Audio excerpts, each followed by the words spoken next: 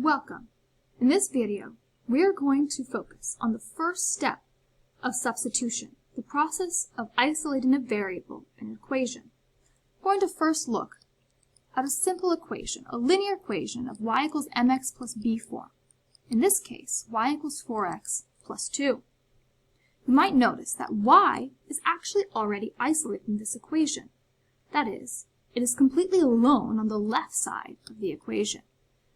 Or you can consider that the equal sign right here is a barrier between it and everything else in the equation. However, in this time, we're actually going to try to isolate x.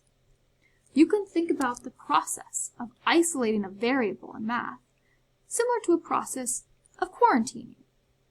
In this case, x needs to be quarantined, which means that we need to move the 4 and the plus 2 to safety onto the other side of the equation, or at least that's how it will appear. At some point, x needs to be the only thing on its side of the equation.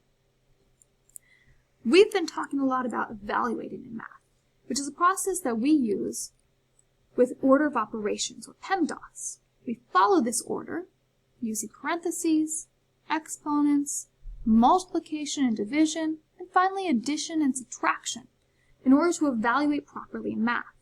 Now when it comes to manipulating equations, we're actually going to undo this process. We're going to be looking at it backwards. So instead of PEMDAS, we're going to be looking at SADMAP. We're going to look at our addition and subtraction first, then multiplication, division, exponentiation, and finally parentheses. This is the process that we want to follow right now in order to manipulate our equations and isolate the variable. It's not a bad idea to write this SADMAP on the side of your paper in order to keep track of the moves that you need to make. I'm going to go ahead and start by looking at this first part, addition and subtraction. I notice that on the same side of x over here, I see a positive 2, where positive 2 is the same operation as adding in mathematics.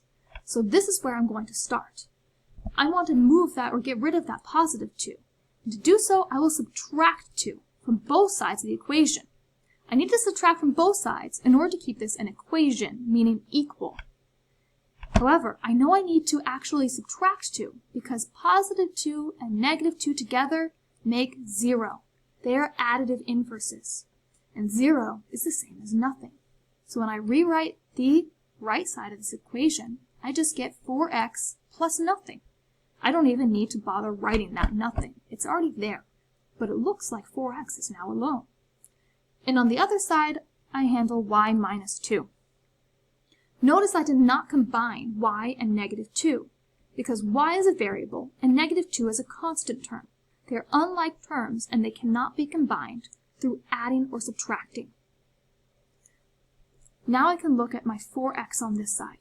I notice there's no more addition or subtraction, so I can move on to the next step, multiplication and division. At first glance, it might not look like there's any multiplication or division here. However, I might remember from my invisible math, my coefficient of 4 actually is multiplying the x. So in order to undo that multiplication, I need to divide by 4. I divide because 4 divided by 4 gives me 1. And 1x is the same thing as just x by itself. That's a good place to start. On the other hand, I get y minus 2 all divided by 4. I'll write that down. Y minus 2, quantity divided by 4.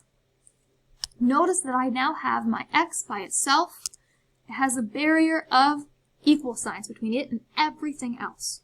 This means I have successfully isolated my variable. I'm going to rewrite this right on the other side here, just to make it clear. I'm also going to add to this video a very quick comparison. So this is our final equation that we came up with, and I'm also going to write right under it the original equation, y equals 4x plus 2.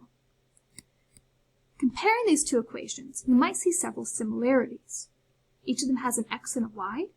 Each of them has 4 up here and 2. However, there are also several differences that you might notice. That negative 2 over here was actually a positive 2.